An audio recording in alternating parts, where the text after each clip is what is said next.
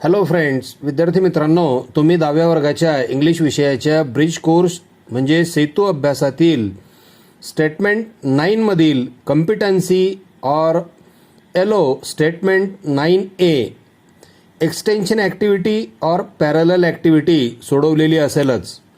चला तर मग ती ॲक्टिव्हिटी बरोबर सोडवली आहे काय हे तपासून बघा.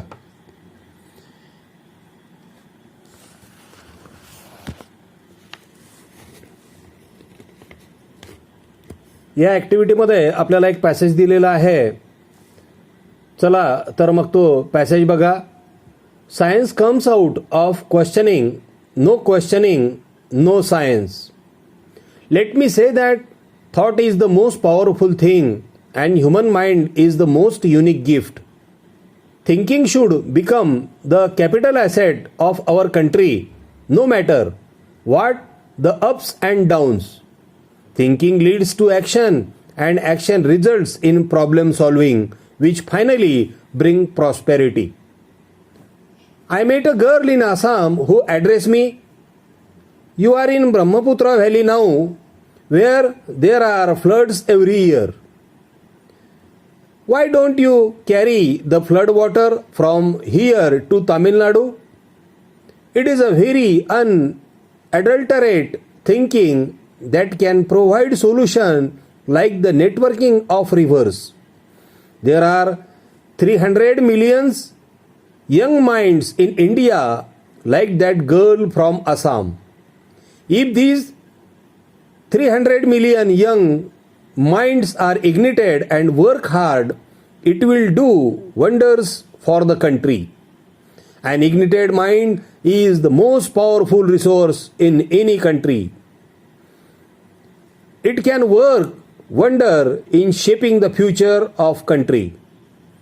Question everything so that mind remains action. या पॅसेजमधील न्यू वर्ड्सकडे आपण एक दृष्टिक्षेप टाकूया. क्वेश्चनिंग म्हणजे प्रश्न, युनिक विलक्षण, अप्स अँड डाऊन्स चढउतार, फ्लड्स म्हणजे पूर, अनअडल्टरेट म्हणजे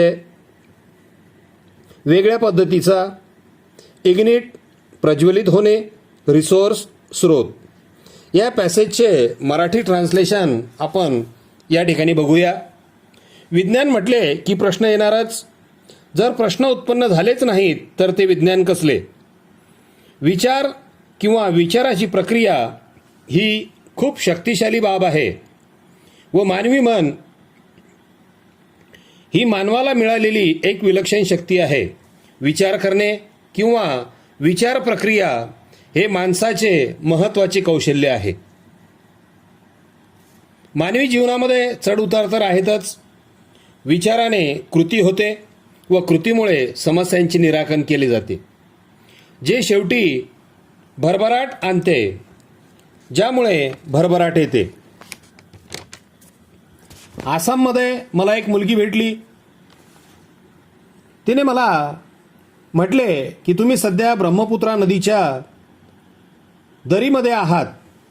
आता या ठिकाणी वर्षभर पूर परिस्थिती असते किंवा या ठिकाणी वर्षभर पाणी असते. संपूर्ण वर्षभर या नदीला पाणी आहे.